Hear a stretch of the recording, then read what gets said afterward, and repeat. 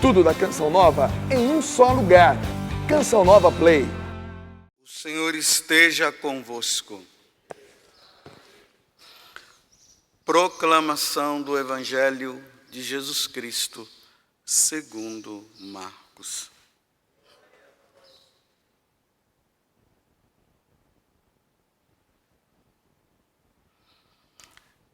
Naquele tempo, o rei Herodes ouviu falar de Jesus, cujo nome se tinha tornado muito conhecido.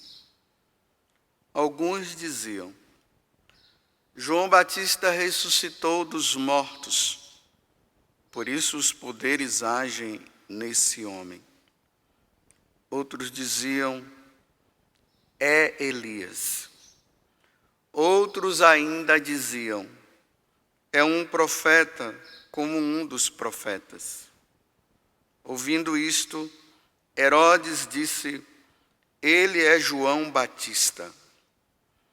Eu mandei cortar a cabeça dele, mas ele ressuscitou. Herodes tinha mandado prender João e colocá-lo acorrentado na prisão. Fez isso por causa de Herodíades, mulher do seu irmão Filipe, com quem se tinha casado. João dizia a Herodes: não te é permitido ficar com a mulher do teu irmão. Por isso, Herodíades o odiava e queria matá-lo, mas não podia. Com efeito, Herodes tinha medo de João, pois sabia que ele era justo e santo, e por isso o protegia. Gostava de ouvi-lo, embora ficasse embaraçado quando o escutava. Finalmente, chegou o dia oportuno. Era o aniversário de Herodes, e ele fez um grande banquete para os grandes da corte, os oficiais e os cidadãos importantes da Galileia. A filha de Herodíades entrou e dançou, agradando a Herodes e seus convidados. Então o rei disse à moça: pede-me o que quiseres e eu te darei. E lhe jurou, dizendo: eu te darei qualquer coisa que me pedires, ainda que seja a metade do meu reino. Ela saiu e perguntou à mãe: o que vou pedir? A mãe respondeu: a cabeça de João Batista. E voltando depressa para junto do rei, pediu: quero que me deis agora num prato a cabeça de João Batista. O rei ficou muito triste, mas não pôde recusar. Ele tinha feito o juramento diante dos convidados. E imediatamente o rei mandou que um soldado fosse buscar a cabeça de João. O soldado saiu, degolou-o na prisão, trouxe a cabeça num prato e a deu à moça. Ela a entregou à sua mãe.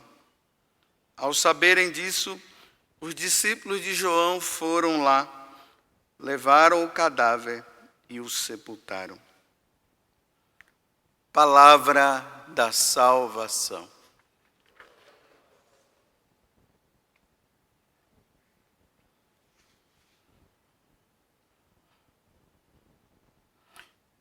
Que situação drástica, né? No aniversário de uma pessoa, em vez de trazerem um bolo, trouxeram a cabeça de um homem que havia sido decapitado há pouco tempo. Que coisa drástica.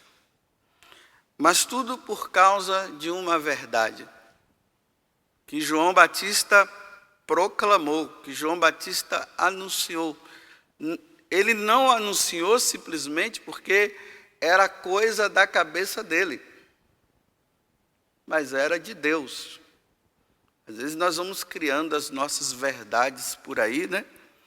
E lutamos por uma verdade que na verdade é uma mentira, mas nós dizemos que é uma verdade.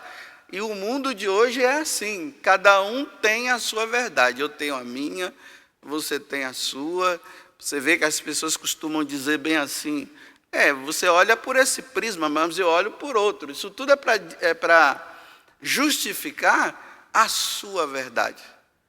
Mas existe uma verdade que é inquestionável, porque, na verdade, a verdade não pode ser questionada.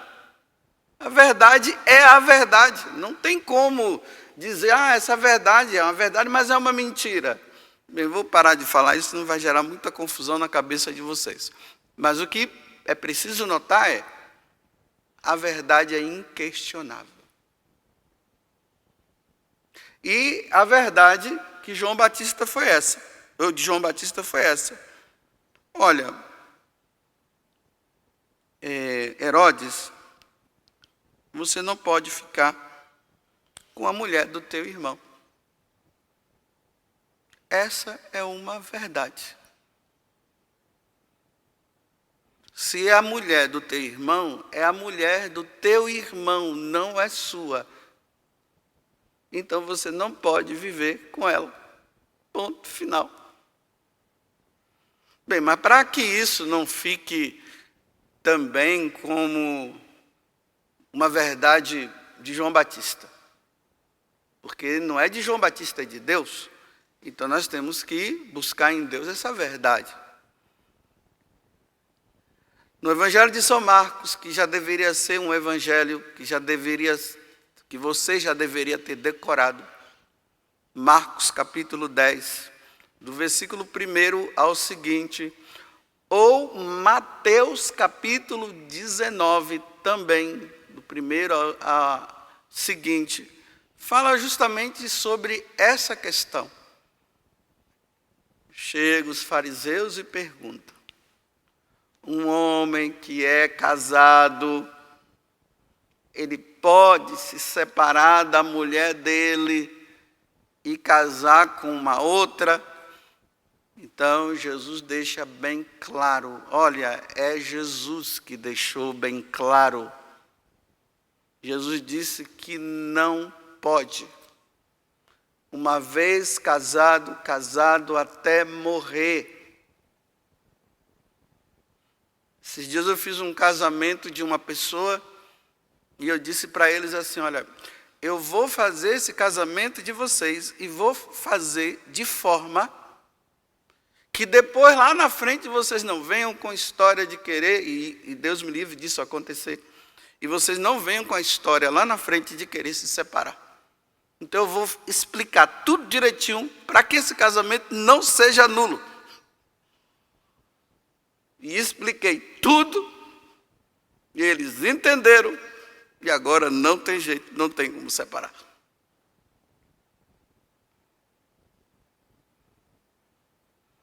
Então os discípulos ficam na dúvida e perguntam, mas Senhor, não explica para nós direito isso aí, porque olha, como é que é essa história? Aí Jesus disse, olha, se um homem casou, ou uma mulher também, né? Casou na igreja,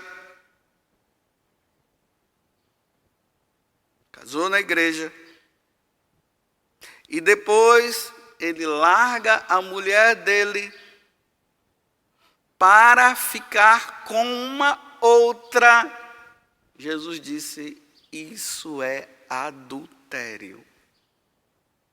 Quem foi que falou? Jesus Cristo.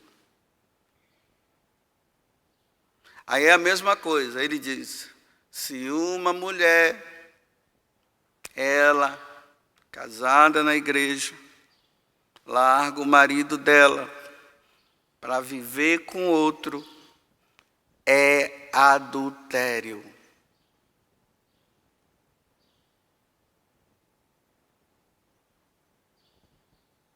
Quem falou foi Nosso Senhor. São Paulo, na primeira carta aos Coríntios, no capítulo 6, versículo 9, olha, eu estou usando a Sagrada Escritura para não dizer que é Padre José Augusto que está falando. Primeira carta aos Coríntios, capítulo 6, versículo 9. São Paulo diz, os adúlteros, diante de todas as outras questões que ele traz, ele fala que os adúlteros não herdarão o reino dos céus. Podem ler lá, primeira carta aos Coríntios, capítulo 6, versículo 9. Então, aquele homem que é casado, que largou a esposa, que está vivendo com uma outra mulher, se ele morrer e ela também, a outra que ele está vivendo, porque não é a esposa dele, o primeiro que morrer vai para o inferno. É o que São Paulo está dizendo.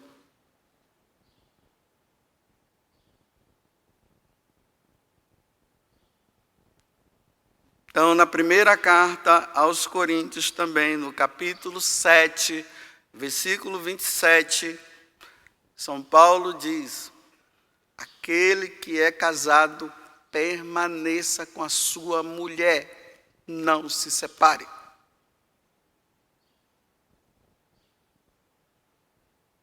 Aí agora eu vou entrar no Catecismo da Igreja, lá os parágrafos 1649 até o 1650, 2 parágrafos. Ali tem toda uma explicação sobre essa situação. O catecismo vai dizer bem assim: realmente tem algumas situações que não dá para o casal viver junto, aquele que casou na igreja.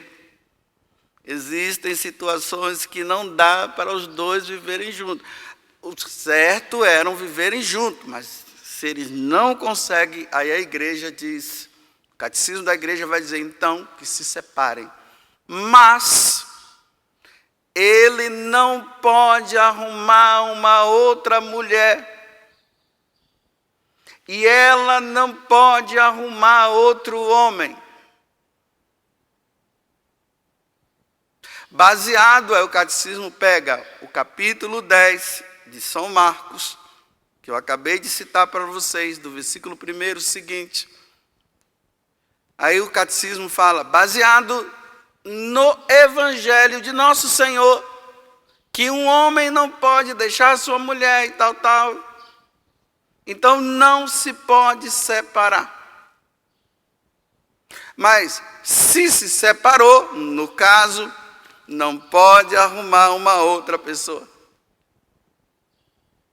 Aí o catecismo vai especificando. Nós vivemos hoje no mundo onde as pessoas fazem o divórcio. Olha, o divórcio.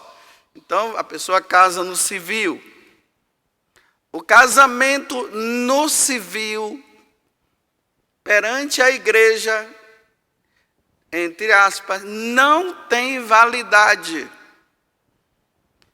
É só para questões de INSS, separação de bens, pensão. E como nós somos católicos, nós precisamos dar o bom exemplo. Se na lei civil se exige que um homem e uma mulher vá diante de um juiz para casar, para nós darmos o bom exemplo, nós vamos lá. Mas esse casamento diante da igreja não tem validade. Quando Deus olha um homem e uma mulher que casou somente no civil, para Deus não é casado. Não recebeu o sacramento. Precisa receber o sacramento. E o sacramento se recebe no religioso. Então tem gente que casa na igreja. Aí ele diz, não, mas nós nos divorciamos. Isso, no civil é tão fácil, é só chegar lá e divorciar. Mas diante de Deus os dois continuam casados. Porque o casamento, a validade do casamento é no religioso, não é no civil. Vocês estão entendendo o que eu estou falando? Depois vocês podem cortar minha cabeça, que eu vou cortar a de João Batista. Mas eu estou falando da verdade. E não é verdade minha, é de Deus. Como não dá para crucificar Jesus, porque ele já foi crucificado, então pode cortar minha cabeça. Para mim não tem problema. Então não pode. É adultério. Se você casou no religioso, se separou, casou no civil, está com outra mulher, adultério. Adultério permanente. Por quê? Por que é permanente? Você mora com ela, está no mesmo teto, vive como se fosse casado, tem relação sexual, teve até filhos, tudo, está lá. Politicamente correto é uma família, mas diante de Deus, aqueles dois que contraíram uma nova família, diante de Deus, os dois não são casados, porque não casaram no religioso, embora tenham uma família, mas se separou da outra, separou do outro. E aí, nós falamos para essas pessoas, resolva a sua situação. Como? Vá para o tribunal eclesiástico para ver se o casamento seu, ele pode ser declarado nulo. Então, a igreja vai analisar se aquele casamento feito lá, ele é nulo. Se ele for nulo, você pode casar com essa daqui agora, porque foi declarado nulo aquele casamento, apesar de ter tido toda a celebração, mas ele não teve validade por causa dessa ou daquela situação, que são muitas as situações. Aí tem pessoas que vivem nessa situação. Nós, sacerdotes, fazemos a recomendação, vai para o tribunal, e não vai. Não procura, continuam nessa situação. E eles se resolvem dizendo assim, Deus é misericordioso, Deus sabe do nosso coração. Né? Deus sabe que você está com a mulher do outro. Deus sabe. Deus sabe que você está com o homem da outra. O 9º mandamento é qual? Não desejar a mulher do próximo. Imagine, Jesus está dizendo que não se pode desejar a mulher do próximo. Não só se deseja, mas vive com ela como se fosse a esposa. Olha que situação. Que não resolve. Aí as pessoas elas mesmas vão se decidindo. Deus nos conhece. Aí o catecismo diz assim, não pode confessar. Por que que não pode confessar? Porque uma vez que está no adultério contínuo, não pode receber o sacramento da confissão. Está aqui nesse parágrafo que eu acabei de falar para vocês, que está no Catecismo da Igreja. Não pode confessar, por quê? Pecado contínuo. Aí a pessoa, ela mesmo se decide, aí a pessoa diz, a igreja. Não é a igreja só fala o que Jesus mandou. Eu já expliquei isso aqui para vocês, vou continuar explicando. Aí começam a distinguir igreja de Jesus, assim, a igreja que diz isso, mas Jesus não diz. Eu acabei de mostrar que Jesus disse, Marcos 10, Mateus 19. Então não queira separar, a igreja só diz o que Jesus falou. Então não pode confessar enquanto não resolver a situação. E o que é resolver a situação? Vai para o tribunal eclesiástico. Enquanto não resolver no tribunal eclesiástico, não pode receber o sacramento da confissão e, em consequência disso, não pode comungar. Porque quando é que uma pessoa não pode comungar? Uma pessoa não pode comungar quando ela está em estado de pecado mortal. É por isso que para a pessoa que está em pecado mortal, ela tem que confessar, ela não pode receber a Eucaristia. Se ela recebe a Eucaristia em estado de pecado mortal, ela comete um sacrilégio. E o sacrilégio é o quê? Comer da carne do Senhor, beber do seu sangue, indignamente, como São Paulo diz, está tomando a própria condenação. Aí a pessoa diz assim, não, eu vou comungar porque Deus é misericordioso. É, né? Deus está dizendo para você que você não pode, porque você está vivendo uma situação errada. Você está dizendo que Deus te entende. Aí você comunga, sacrilégio em cima de sacrilégio. Toda vez que você comunga nesse estado, você toma a própria condenação. Aquele que come da carne do corpo do Senhor. Primeira carta aos Coríntios, capítulo 11. O pessoal gosta quando prova na Bíblia, né? Então eu estou provando na Bíblia.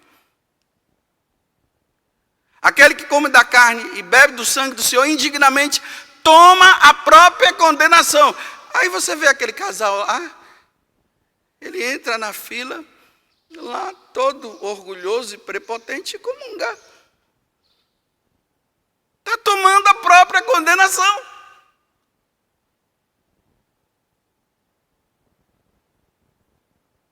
Sacrilégio em cima de sacrilégio. E aí vem uma outra preocupação minha.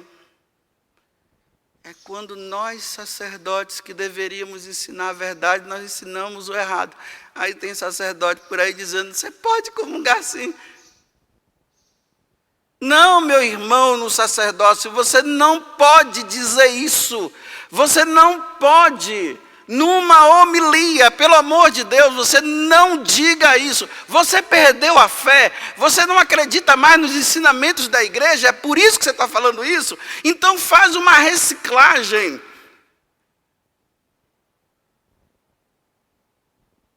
Faz aquele retiro lá, como é que é? De ano sabático. Faz um ano sabático.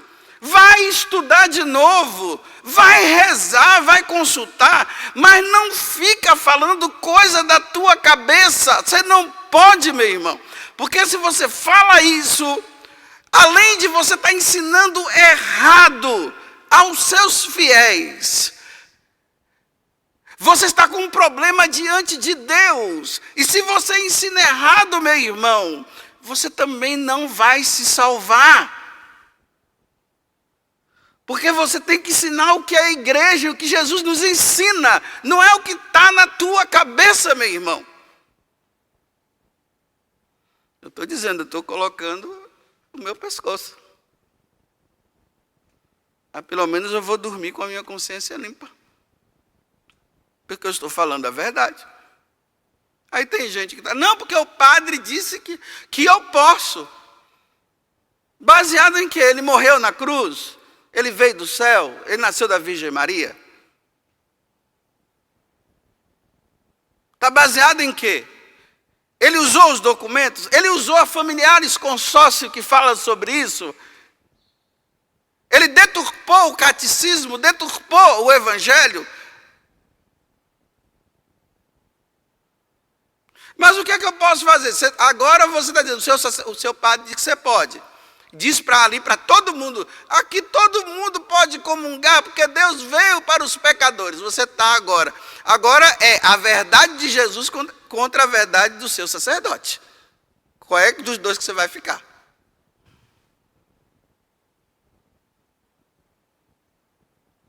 Aí, veja só a minha preocupação, né?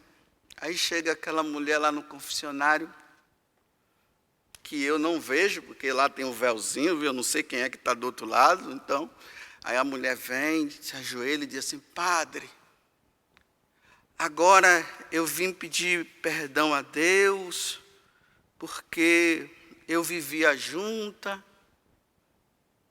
Aí eu fico alegre, olha, graças a Deus resolveu a situação, né? Ela diz, sabe o que aconteceu, padre? Aí eu pergunto, e aí, resolveu no tribunal? Não, padre, ele morreu.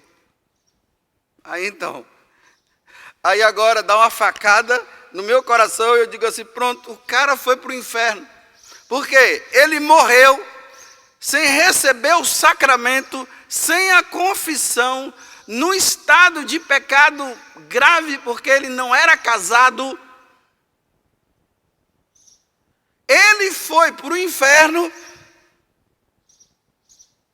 e ela agora está livre. E agora ela está confessando, aí ela vem e se confessa, ela volta à Eucaristia, ela volta à vida correta, e o marido está penando no inferno, porque ele morreu nessa condição, porque Paulo disse, os que morrem nessa condição de adultério, não herdará o reino dos céus. Então, essa verdade de Paulo é uma mentira, rasga esse capítulo, então.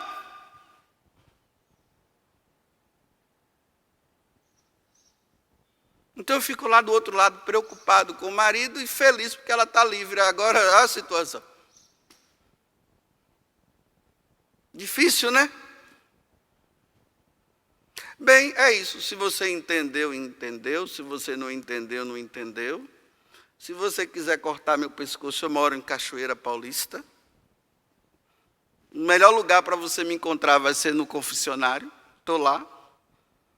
Estou falando a verdade que não é minha, é da igreja e do evangelho. E se você quer continuar nessa vida, você viva, que eu vou continuar na minha, mas eu estou tranquilo porque eu falei a verdade. Eu não estou tranquilo. Eu não estou tranquilo porque você vai continuar nessa vida. Aí eu fico preocupado. Tudo da Canção Nova em um só lugar. Canção Nova Play.